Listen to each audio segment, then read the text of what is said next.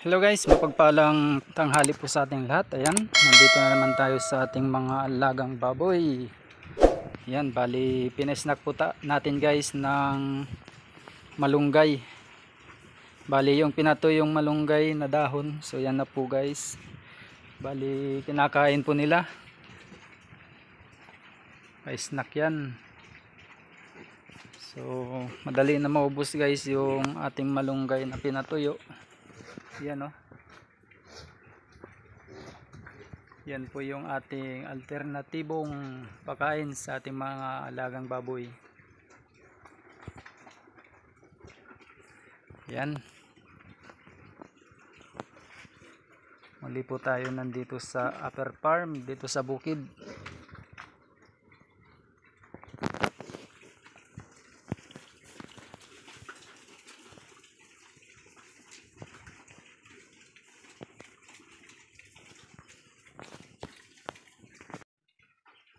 So ayan guys, ay parati po tayo nandito sa upper farm.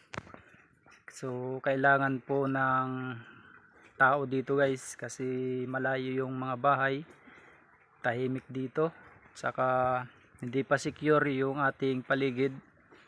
Hindi natin alam na baka buhatin na lang yung mga biik. Yan, so pag binuhat yung mga biik walang makakarinig, kaya nandito tayo parati sa upper farm, binabantayan, at nagpa-snack po tayo ngayon guys sa ating mga biik. Yan, mainit yung panahon, buti na lang ay medyo mahangin dito. Yan yung kapaligiran guys.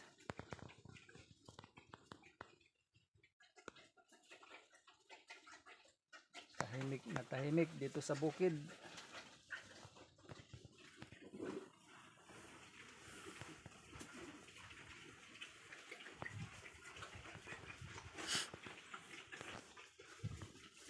So yung ating ibang mga biik guys ay may mga sipon.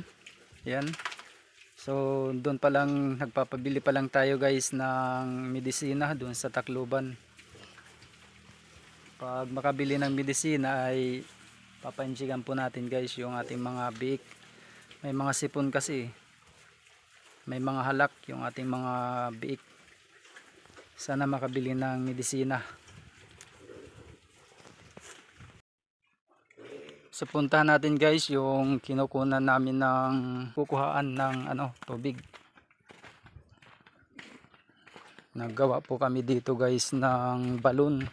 Tawag dito sa amin ay ukab. Doon kami guys kumukuha sa pinapainom natin sa ating mga biik. Doon sa balon na ginawa namin guys. Ayan.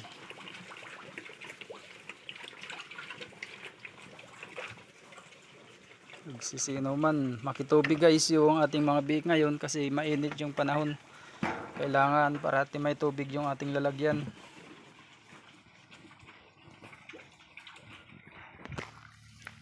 So puntahan natin guys yung ginawang balon. Igib din tayo. Yan, wala nang laman yung timba.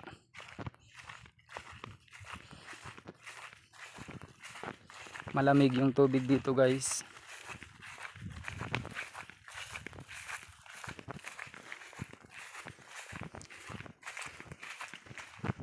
Medyo pababa lang, hindi naman gaano kataas yung aakyatin. Yan. So dito dapat kami guys kukuha ng tubig. Yan, lalagyan dapat guys ng makina para pagpasuyo papunta dun sa sa istakan ng tubig.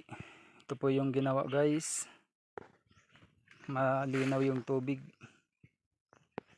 Yan.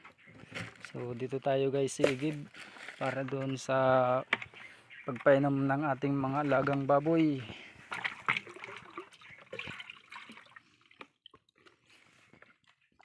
Yan. Ang lamig-lamig ng tubig. Pwede rin ito guys inumin.